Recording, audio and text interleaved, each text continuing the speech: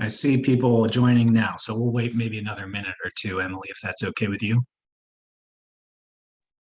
Perfectly fine. Okay.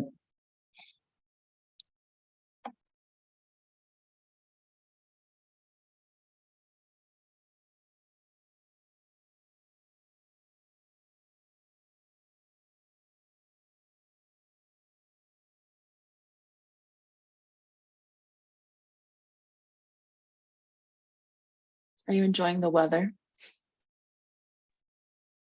You know, it's a little bit chilly, but the sunshine is nice. Yeah, at least the sun's out. I was doing outreach at like a turkey trot this weekend. We're Yeah. outside for like 3 hours in the morning. It's pretty miserable. Oh, yeah, that's cool. It's deceivingly cold, I'm sure. The Yeah, the sunshine. wind was like it was shooting through you. I don't Parents were usually supposed do. to go ahead. Go ahead. Oh, parents were supposed to be doing 3 laps, and I think at one everybody was like tapped out. I had people kind of be like, I can't do anymore. That's completely fine. I usually don't do webinars in this room, but I thought it would be nice and gray by now, end of November. Yeah, but it's sunny out there, so it's a little bright behind me. Sorry about that. No, it's beautiful. We'll take it as long as Yeah. we can get it.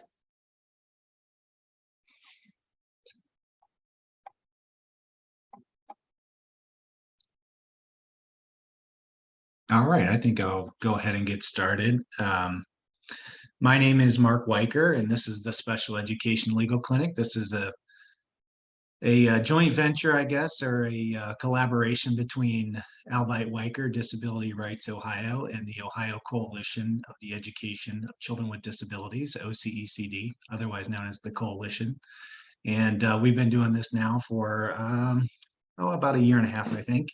And this is a workshop that we're doing from noon to 1 o'clock. It's going to be presented by Emily Durell here. And this is Ohio Special Needs Scholarships. And the workshop will last about an hour. If we end a little bit early, we may open it up and maybe myself and Emily can answer some questions. And just a few things about registration. This is the legal clinic is a free resource. We offer the workshops for free. We also offer individual guidance sessions that you can register for in advance. Those are 30-minute sessions and scheduled with an attorney or an advocate with either Disability Rights Ohio, the Coalition, or Albite Weicker. And we have those scheduled following the clinic. And a few things you can do to register for the workshop, like you did today. You can go to the link there at the top, lawyersforstudents.com/legal clinic. There's the current schedule of workshops. You can register for the workshops and the individual guidance sessions individually or separately. You can view recordings of the prior workshops. And like before, today we're going to be recording this workshop and then posting it so it will be available online. It usually takes us about a week to get it posted, but the entire workshop will be available at that same link. We have a research portal for parents. So if you want to research special education issues, it includes an Ohio research portal for parents, and then additional resources like template letters that have been posted by DRO and the Coalition. So if you want to write a letter to a school district, there are some template letters and tip sheets from DRO at the resources page at the bottom of that registration page. So lots of stuff available through the clinic. Like I mentioned, this is the one workshop in a series. This is the third one in the series, so we have lots to go. If you haven't registered already and you want to, you can go back to that link and register. And a lot of people register for all of them at once, which is great. And so the next one coming up after today will be December 19th. It's always the third Mondays, if you haven't picked up on that. Next month will be restraint and seclusion, and then threat assessments. There's some new Ohio laws surrounding threat assessments for school districts and assessments that are done on students. So that'll be an update by all three organizations. We're all going to be involved in that December 19th workshop. So without further ado, I'll pass it on to Emily, and I'll stop my share here, Emily, so that if you need to share a PowerPoint, you can do that. Emily? Yes, and I will flawlessly share my PowerPoint. with no issues. Here we are. Okay, Perfect. you can see that. All right, so today, as Mark said, we're talking about special education scholarships. So first, I just wanted to jump into a roadmap. I'll introduce myself. I'm Emily Durell. I work at Disability Rights Ohio, and I am a special education attorney. I've only been practicing a little over 2 years, so I don't know it all. I will say special education is always surprising me. And these scholarships are actually a pretty tricky piece of law, as we'll get into. So first, I'll be explaining what they are, how you apply, and then your legal rights when using the scholarships. The legal rights, that's the questions we get the most often in our office. They can be pretty tricky. And if you're considering using the scholarships, it's really important to understand what rights you might be giving up when you take the scholarship, and what options you have. So let's jump into, go ahead. Emily, I'm sorry, I forgot to mention one thing in my introduction. If you have any questions during the presentation, you're welcome to drop them in the Q&A box, which you should have access to. And we'll answer those. We may stop depending on how the presentation goes. We may stop and answer some as we go, or certainly at the end, if there are questions in the box that we haven't answered, we'll try to get to those. If you're having any trouble with the Q&A, you can put it in the chat box too, and we'll check that as well. So sorry about that, Emily. Go ahead. No, thank you, Mark. Please ask questions because it is going to get a little complicated and I want everyone to be on the same page. So first, we'll just talk about what are the special education scholarships. So in Ohio, we have 2. These are only available in Ohio. So if you're coming in from out of state, this might not be the best presentation for you. If you're moved to Ohio, this is a good presentation because then you can learn what options we have here. We have the Autism Scholarship and the John Peterson Scholarship. They're only available in Ohio, and they're defined under Ohio rules and regulations. There's no federal law defining these. And basically what the scholarship does is it allows a parent to exit their child from their school district, and then they can use the scholarship funds to help pay the tuition of a private school or provider, pay for services, and you get to keep that IEP in place. The reason why this scholarship exists, or these scholarships, I should say, exist, and why they're important is if you just withdraw your kid and enroll them in a private school, that IEP is not going to be coming with you. Private schools, they have to have like an ISP, but it's not an IEP. So this will let you take your IEP, fingers crossed, and even give you some money to help pay for services. First, we have the John Peterson Scholarship. So this scholarship is available to any student on an IEP, and the reward amount is determined by your disability category. I have a nice little definition here. So disability category, this is another thing that's defined in Ohio law. This isn't federal law we're looking at. In some states, you could be placed into multiple disability categories. In Ohio, a school district places a student into only one disability category if they are found eligible for special education services. These categories are legally defined within the Ohio Code, and they are different than medical diagnoses.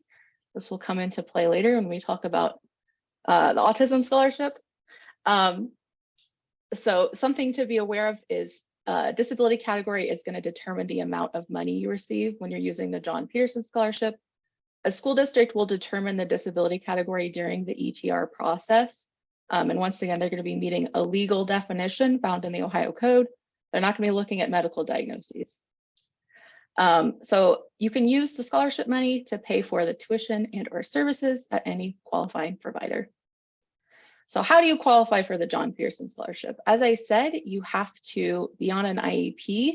You can be in any disability category, and that IEP must be current, finalized, and agreed to by all parties, including the parents. So if you disagree with a portion of that IEP, if you have not agreed to that IEP, you are not eligible to take the John Peterson Scholarship. Same things applies to the ETR if you haven't agreed to be placed in a certain disability category. If there's any dispute, really, you're not eligible for the scholarship. So here are the funding ranges for the John Peterson Scholarship. This is the amount of funding you will receive for 1 year. You'll notice here that this is the funding as it stands now in this fiscal year. They update this every fiscal year, although I haven't seen it move a lot, I guess, since I started working. So you'll notice here that there's different funding amounts tied to different disability categories. So the lowest being a speech or language impairment, the highest is autism or TBI or hearing and vision impaired. Once again, this is that disability category that you're placed in during the ETR process. OHI minor, I'll highlight this one because this is one a lot of students get placed in. That's mostly where they put students with ADHD. Notice it's only $10,000 there. Now we'll talk about the autism scholarship. This is available to any student identified in the autism disability category. And it's a fixed funding amount. There's just one funding amount for every student that is eligible. How do you qualify? Well, you have to be in the autism disability category. I repeated here what a disability category is. Susan Sweeney is asking, are we able to have this to print? I think you can. I will email this to Mark after the presentation. Mark, would you be able to get it out to the parents who've attended?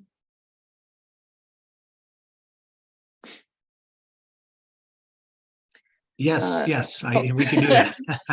Okay. Yeah, we can email it to everyone, no problem. All right, so I'll send this over to Mark so you guys can have it. Disability category. So with autism disability category, I wanted to be really specific because this is, I don't want to say majority of the cases I get, but a pretty substantial number of cases I get are parents who want that autism disability category so they can take the autism scholarship. So this is the autism disability category. Once again, this is a legal definition and it can be found in the Ohio code. I put the code number here because I know some of you guys like to know the code and I find it helpful too. So this is the definition as it is in the code. It's a developmental disability significantly affecting verbal and nonverbal communication and social interaction, generally evident before age 3, that adversely affects a child's educational performance. Here are some characteristics associated with autism, and then here are some caveats. If the educational performance is adversely affected primarily because the child has an emotional disturbance, this is not the appropriate category. And then if the child manifests the characteristics of autism after age 3, they could be eligible. So I don't know why they put up here that it says before age 3, but they're saying that doesn't actually matter. So the reason I bolded this section is significantly affecting verbal and nonverbal communication and social interaction is because this is basically what districts are looking at when they're deciding whether or not a student is eligible in this category. I will say it's very different district to district. Some districts will look and see, oh, you have an autism medical diagnosis. Of course, you fit in the autism disability category. Some districts are going to be really, really strict, and they're making sure that you meet all of these qualifications. So they want to see if there is a verbal and a nonverbal communication issue, in addition to social interaction concerns. They're going to be looking for all 3. So I had one difficult case where the child had no verbal skills, but had good nonverbal communication skills and had okay social interaction. So the district decided they did not qualify because they didn't meet all 3 of these. Something to think about. I will say districts can be flexible on this. So that's where advocacy comes into play. It's just knowing that this is the definition in law. You're wanting to gather data that shows differences in verbal and nonverbal communication and social interaction. Just important stuff to know. Here's another way you can qualify for the autism scholarship that is laid out in law, but I have never really seen in practice. So this is kind of an oddity. A student can be considered as in the autism disability category, even if they're not in the autism disability category, if they have been identified as having a pervasive developmental disorder, otherwise not specified, or PDD-NOS for short. Really no additional information I could find on this. I did have one client who was not in the autism disability category, but the scholarship office let her take the autism scholarship because she had PDD-NOS. It's a medical diagnosis as far as I know. So if you want more information on this, if you want to talk through this, I would probably call the scholarship office that runs the autism scholarship. They can give you more information and also tell you what exactly they would need to use this exception. Kind of in most districts, I don't think know about this, and most parents don't either. And even I have very rarely seen this, but it might be useful, if you can't get that category and you want to take the autism scholarship. Here is the funding amount for the autism scholarship. As I said, it is fixed. Right now it is $32,000, $445. I think it goes up by $1,000 every year. It is also an annual amount and it changes every fiscal year. So this is the current amount. So this applies to both the autism and John Peterson scholarships. We're moving on to phase 3 of our roadmap now is how we're going to apply for those scholarships. So the first step is to find a provider. How do you do that? Well, Ohio Department of Education has graciously put together a website where they list all the qualifying providers. And I'm actually going to show you that website. Let's see if I can do this. All right, so you should be seeing the autism scholarship page. All right, so this is the landing page for like all the autism scholarship information. John Peterson also has a landing page. You can see it over there. If you have any questions about the autism scholarship, you will probably find answers here, but it can be a little disorganized. So if you want to find a provider, it's right here. The first thing, search provider. That's going to take you to their scholarship website. Oh goodness, is it working? You're supposed to be able to click this. Okay, and you can choose the scholarship you want. Providers have to qualify for the autism and the John Peterson separately. So, I mean, they can qualify for both, but it's a different application process for each. The John Peterson scholarship, because it serves students from anywhere from like speech and language impairment to dyslexia to ADHD, there are more providers in that area. There are less schools that serve autistic students, obviously. So we'll just look at the autism scholarship, and I just wanted to show the process of how you would find a provider. Unfortunately, this website is a little slow. And I was noticing that this morning while I was working it. Okay. Cassie Wolf has a comment here. PDD NOS used to fall under the autism category under the DSM-4. It is not in the DSM-5. Our district would not allow this in 2016. Glad some districts are less rigid. Well, that kind of explains where that came from, I guess. Because they took it out of the DSM-5, they were probably like, but we still want to serve students with that, I'm guessing. That's really interesting. Thank you for that, Cassie. All right, so back to the website here. As you can see, we have 16 pages of results. You are able to sort these results by what service you need, what county you're in. I'm in Franklin County here, and I want behavioral services. I did have a parent once who was like, I hate searching for providers because there's no like star ratings. You can't tell who's a good provider and who's not. And I do think they have added some information here. So if you click on a provider, you're able to see some information. Most importantly, their contact information, but also this section that says comments and history. I don't know what this is for. Are parents allowed to leave comments? If anybody is on the scholarship currently, I would try this out. I wonder if you could leave comments on providers, staff. Anyway, this is how you find the providers. So let's go back to the PowerPoint, which is here. Okay, next step, contact the provider and discuss more about the services they can provide and whether your student is a good fit for the program. I think this is the most important step. As you saw, there's not too much information on that provider website. You can basically see contact information and what services they do provide, but you're not going to get an idea of whether or not that school is a good fit until you A, tour the program, or B, talk to someone there. They're also going to ask you for your IEP, ETR. They're going to want to review those documents to see if your student is a good fit. And then the application process is actually pretty simple. The provider submits the application on your behalf. I think you have to sign some things and dot some T's, and you may have to get some documents together, but the provider is supposed to manage the whole process. That's not to say they always do. I have had some cases with a new provider who maybe doesn't understand that process as much. But ideally, they're managing it. And if you have questions about the process, ODE's website has like a step-by-step, which kind of says what I just said, like the provider's supposed to do it. And then here's the number for the scholarship office if you have any questions. I highly encourage calling them because there's a lot that goes on with that scholarship and with the application process that I don't know about, and it's not written in a law anywhere. The office just kind of has de facto rules. So if you have any questions, they can definitely point you in the right direction. Next slide. Who can be a provider? All right, so now we're going to talk about the qualifications the providers have to have. And this is kind of our introduction into the legal obligations that the providers have, and then the legal rights that you would have if you took the scholarship. So there are two types of providers. There's non-public schools, and then there are private non-school providers. Emily, what does that mean, you ask?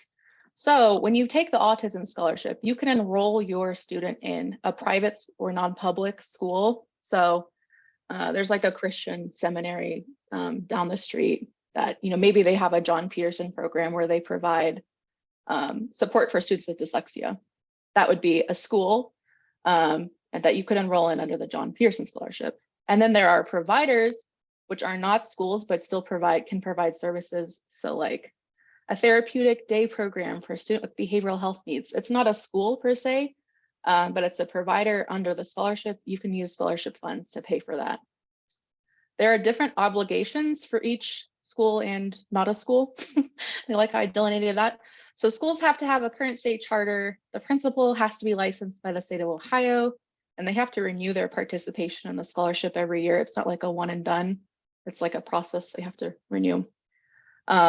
Not a school, they have to be an existing business that provides special education services to children. So can't be like a shell company that sprung up just to take advantage of the scholarship.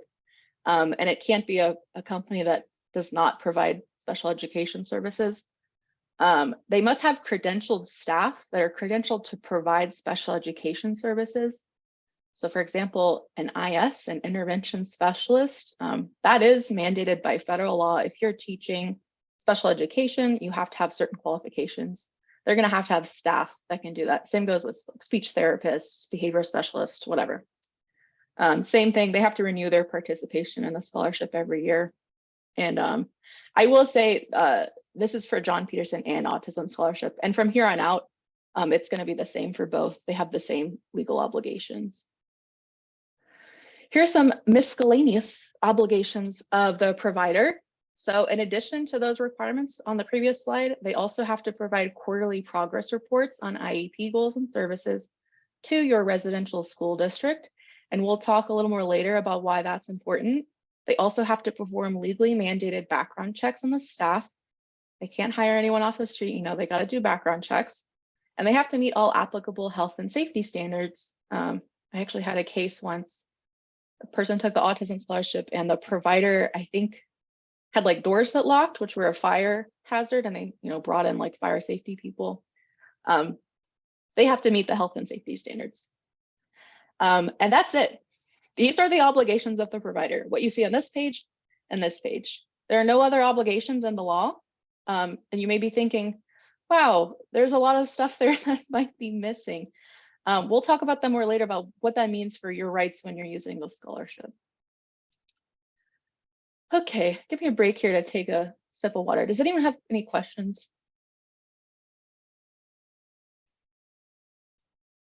No, just want to say this is great so far. Thanks, Emily.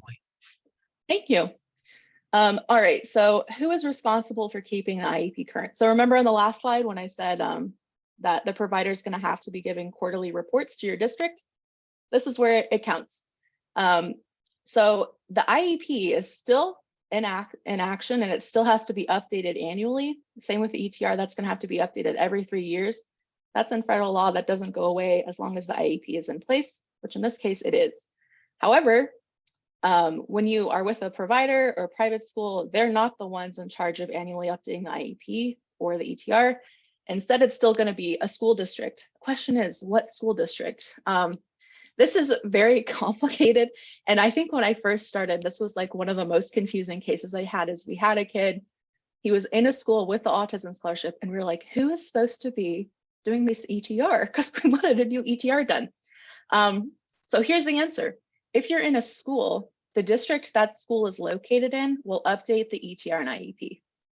If you're with a private provider, aka not a school, the school district of residence where you live will update the ETR and IEP. Very simple, right? We're going to do a quiz here just so everyone can kind of apply this to a real scenario. So first we have Cora. She's attending a private, aka non-public, that's just the Ohio legalese lingo, school using the John Peterson Scholarship. She lives in Columbus City School District, but her school is located in Dublin City School District. Who is responsible for annually updating the IEP? Does anyone know? She's in a private school. She lives in CCS, but the private school is located in Dublin City.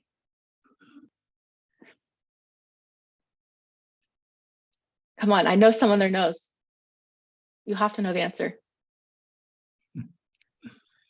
All right, I'm not seeing any, I'll just tell you. It's where the private school is located. So it's Dublin City is going to be in charge of that ETR and IEP. So that ETR comes due, Dublin City is going to be doing it, not CCS. All right, and here's the exact opposite situation. John is attending a therapeutic provider that is not a school. He lives in CCS, but the provider is located in the Dublin City School District. Who is responsible for annually updating IEP? Any guesses? I'll just tell you, it's Columbus City because that's his district of residence.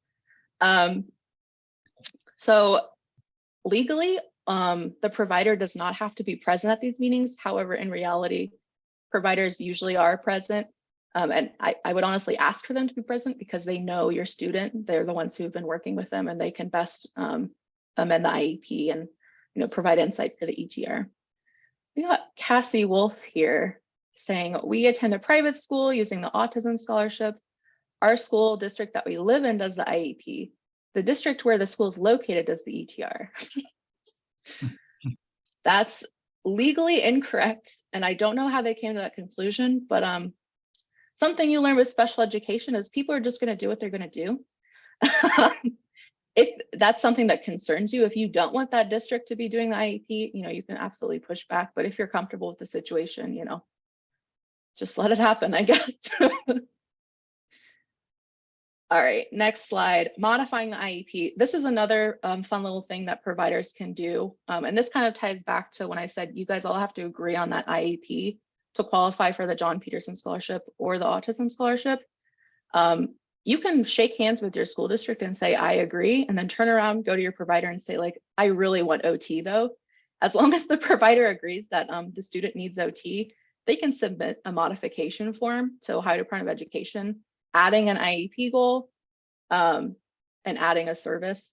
So like the example I just said, a parent, her school district says student does not need OT based on, we did all these tests. It says the student doesn't need OT. You can go to the provider, ask, can you guys provide OT? Would you agree to that? They can add it to the IEP. And then that service could be covered using scholarship funds. Yay, great. Good thing to know about. Next is your special education rights under the scholarship. So I want to be very clear here. I'm talking about legal obligations the school has. I'm not saying that this is something that schools do, but this is the legal de minimis standard when you're using the scholarship for your special education rights. Okay, so when you're in a school district, you receive something called FAPE, or Free Appropriate Public Education. It's supposed to be all those things that you see in there. It's free to you, aka they pay for anything the student needs. It's appropriate for the student, so it's reasonably calculated to Andrew F standard something. And then it's a public education. So if you're going into a private school, even if you're using the autism scholarship, that FAPE's gone. So neither your home district, your district of residence is required to provide FAPE, nor the provider you've enrolled with is required to provide FAPE. And the reason you'll see later is that word free. When you're going to a provider, you're using the scholarship funds to pay for services. There can still be services that, are not covered by that money. So long and short of it is that if the provider is not performing an IEP service, they're not in violation of IDA law. I will say there are situations where the provider is in gross non-compliance. They're not providing any services. Parents have called the scholarship office, explained the situation, and the scholarship office has been like, oh no, that's horrible. Do you want to submit a complaint and we can look into it? So it's not like you have no options, but I am saying that legally, they're not really obligated to provide those services. Oh, now we're going to transportation. Why did I put that there? All right, here's another, this is another very knotty problem, very knotty as K-N-O-T-T-Y, very difficult to untangle. Basic transportation rules apply when you're using the autism scholarship and attending a school, not when you're attending a provider. So what are the basic transportation rules? These apply to every student in Ohio. A school district is required to provide transportation to a student attending a non-public or community school if that student is 8th grade or below, if the student is above 8th grade and the district has a pre-existing policy where they transport high schoolers to school, and the student lives 2 miles or more from the school, and the trip takes 30 minutes or less. Districts, if they can't provide transportation and the student meets these standards, then they have to provide payment in lieu of transportation, where they pay parents cash money to basically find their own transportation or pay for gas. The payment in lieu of transportation, I don't want to get too much into it here because it's kind of off topic. You can look it up and I guess ask me. You can always ask me questions. Basically, the minimum is 500, the maximum is 1,000. And districts do that if they can't meet all this. All right, so what happens if the student is attending a private provider that's not a school? Well, this wouldn't apply. What if a student is in high school and the district does not have a policy where they have to transfer high schoolers? This does not apply. What if the student is closer to the school than 2 miles? This does not apply. And what if that trip is over 30 minutes, takes an hour? This also does not apply. So this is where the transportation applies to scholarship holders. The districts will have to provide that state minimum transportation, but that transportation has to be the same as their peers. So let's say you have to use a special bus, or you need an aide on the bus, or you need a van, and that's in your IEP. That's the type of transportation you get. The district will not have to provide that transportation to you because that transportation is part of the FAPE that you gave up when you took the autism scholarship. If you have special transportation in your IEP, you can always use scholarship funds to pay for tuition, but the scholarship funds are limited. Tuition can be pretty expensive, and a lot of times, if you have van transportation, that's not going to be in that budget with the scholarship funds. Really complicated. Any questions there? I think that's it for transportation. Oh no, we have a pop quiz, so maybe we'll untangle things. Next slide. There, Emily, there is one question in the box, but I think you may have answered it. Oh, here, I'll answer it again. Does payment in lieu apply to John Peterson autism scholarships? Yes, if they are attending a school. If you're using the scholarship to attend a non-public school, payment in lieu does apply. If it's a provider, legally no, but special education, things you can always negotiate for things beyond what is the base level of the law. Okay. Here's our pop quiz. Only one question on transportation because we could talk about this, I guess, a whole hour. Okay, so we have John. He is a 3rd grader. He's attending a private school through his autism scholarship. He receives special transportation on his IEP. He has a bus with a wheelchair lift. He lives in Reynoldsburg City School District, and the private school is over 2 miles away, a 10-minute drive from his house. Is he required to receive transportation from his school district? We have 3 answers here. You can answer A, B, or C. A is yes, but only the same transportation his peers would get, or payment in lieu of transportation. B, yes, a bus with a wheelchair lift.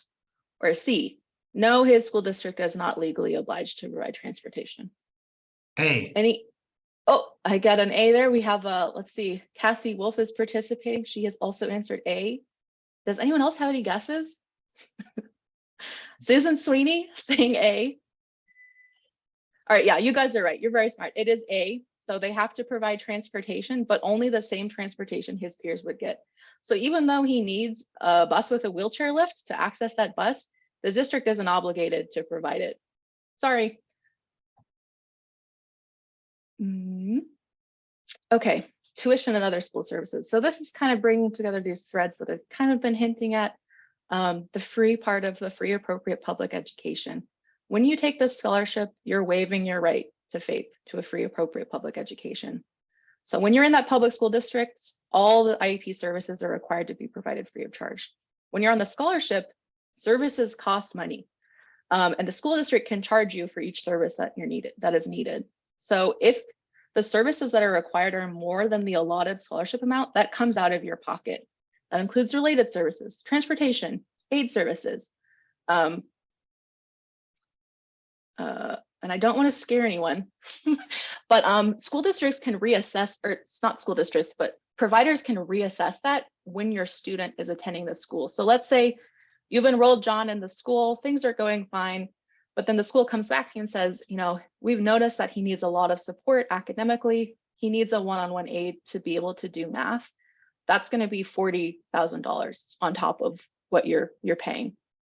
For a lot of parents, they can't swing that. And that's completely legitimate for the school to do. The school can ask for you to pay for that if that service is needed. And they can do that halfway through the school year. And then if you can't pay that, or if the student isn't a good fit for the program, they can remove that student from the program. So let's say you've enrolled in a provider and maybe there are behavioral concerns. There's something that the school or provider is not able to support. They can, you know, politely say, like, we don't think he's a good fit in this program. You know, you're going to have to find another program. And this is all legitimate. This is all legal. So I want people to be very careful when they're thinking about the autism scholarship or the John Peterson scholarship. Just think about, this is the potential. You don't have the same legal protections that you do if you are in a public city or a public school district. This is kind of like the worst case scenario, right? The school says, no, you pay $40,000 for an aid or you have to leave. I've seen it happen and there's not much you can do. So we're going to put the pieces together. I'm going to kind of walk you through the whole process all together. We'll use Cora again. Sometimes it helps to kind of like visualize it with an actual student. So we have Cora. Let's say she's entering first grade and her parents think she has some special needs. Maybe she needs to go to an outside provider. They want her to get OT services. They want her to get speech. She's not on an IEP at school. Where would they start if they wanted to take the autism scholarship or the John Peterson scholarship? The first step is they have to be found eligible for special education. So that means they have to ask the school to perform an ETR, and then they would have to be placed on an IEP to be eligible for the John Peterson or autism scholarship. So that whole process that's a whole process in itself. You have to ask your school district, you know, can we have an initial evaluation, get placed on an IEP. And then once you've agreed to an IEP, then you can apply for the scholarship. If you already have an IEP, awesome, you're eligible. There's also can be a lot of difficulties here where you, if you want to take the autism scholarship, you really want that autism category. There can be duels with the school over that, and it all comes down to that legal definition. Second step, finding a provider. We went through that on the website that lists all the providers.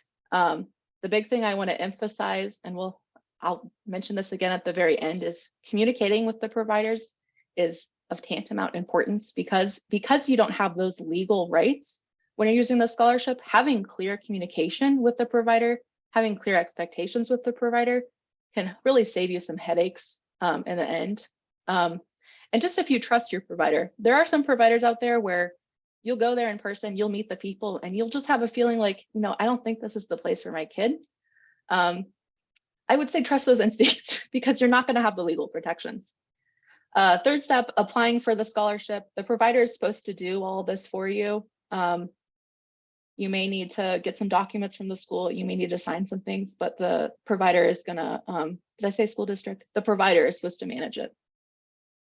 Fourth, receiving services. You're enrolled in this provider now. The provider is supposed to be following the IEP.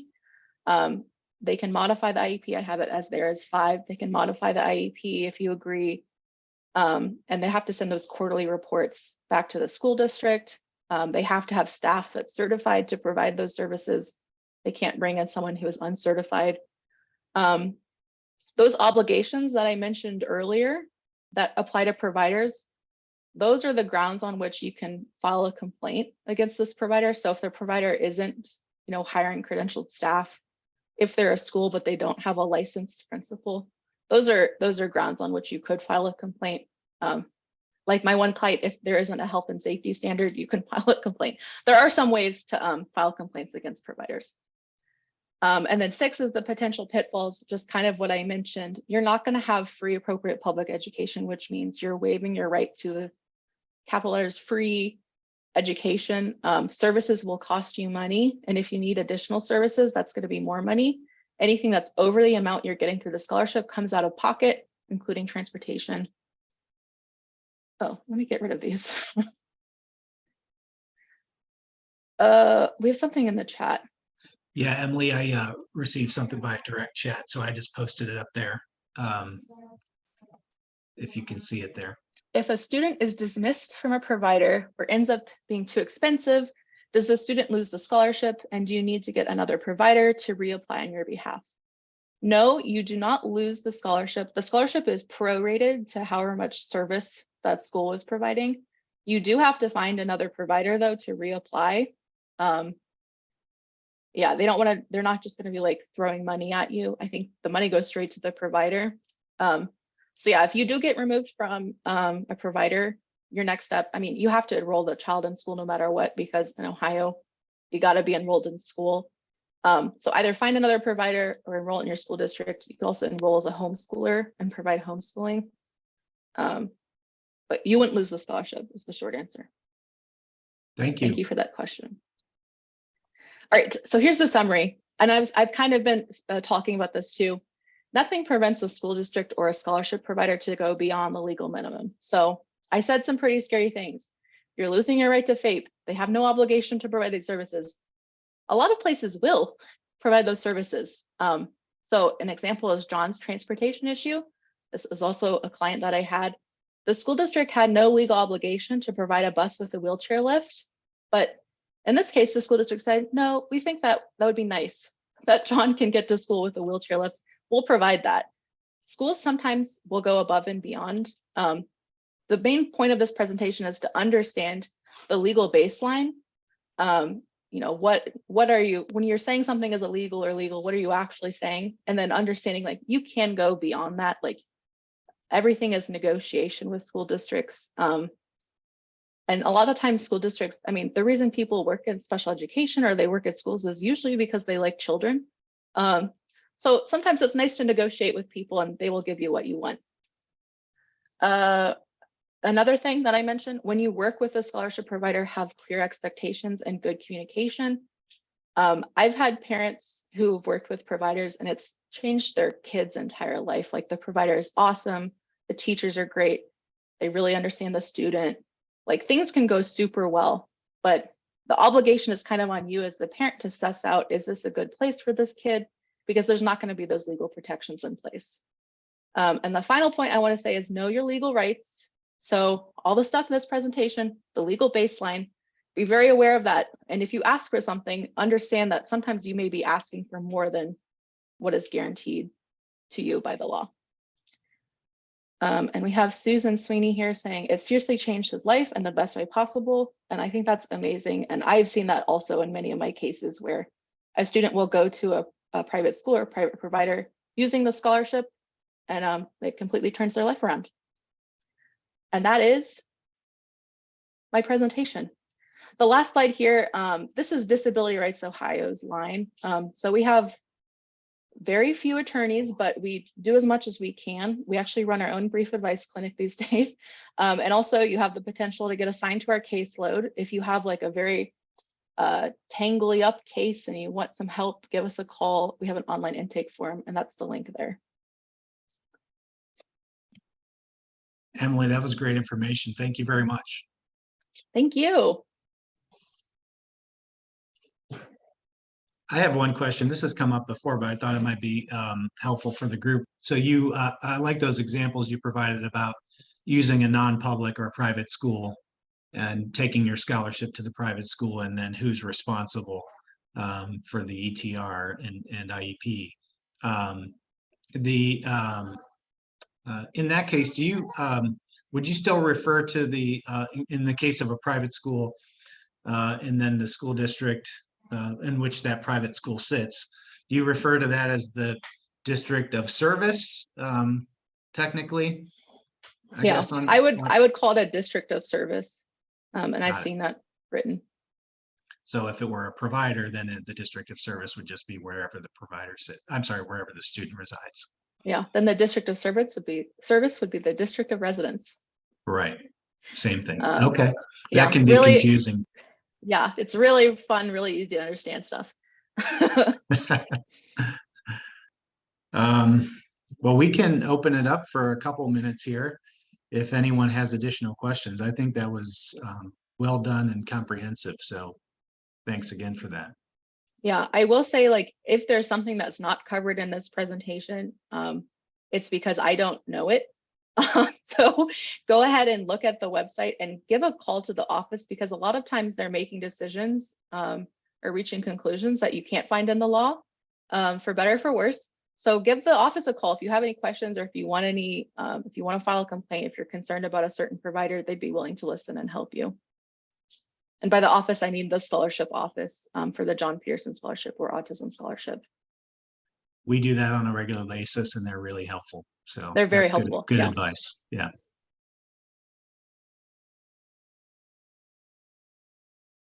All right. Well, that looks like it's it. Emily, thanks for taking the time to put this together and present it. Very helpful again. Let me make sure that's not a question. Yeah. Oh, if that's the Jenna, I know. Thank you, Jenna. It's my pleasure. Cassie does have a question. If a school who accepts a scholarship, does that mean they accept federal funding, or is it state? Oh, that's a good question. So you're probably thinking of how it's going to apply to Section 504. It is federal funding, I would say, through the state. You can also look at other federal funding avenues, such as the free lunch program, to determine whether or not they're receiving federal funding. The scholarship funds, I mean, I guess I don't know the answer. It gets tricky because most of the state education funds do come from the federal level, and it is a state fund. So I would say yes, but I'd have to look into it more. Oh, I should have answered that live. This is the question Cassie asked everyone. First time doing this. All right, any other questions? I guess I explained it perfectly. All right, well, if anyone's registered for the brief advice clinic, I'm gonna be doing 4 of those, so I'll see you guys later. Yeah, you'll see either me or Emily. So it depends on how you were separated out. You'll see one of the 2 of us. And thanks again, Emily. Next month, we'll have all 3 organizations doing a presentation on threat assessments and restraint and seclusion. So hope to see everyone back, and you can register at the same link, lawyersforstudents.com/legal clinic. Register for the workshops, individual guidance sessions, or find the research portal, or find any of the resources from the 3 organizations. So thanks again, Emily. Have a good rest of the Monday. I'll see you in a month or so. Yeah, you too. Bye. All right, Bye, everyone.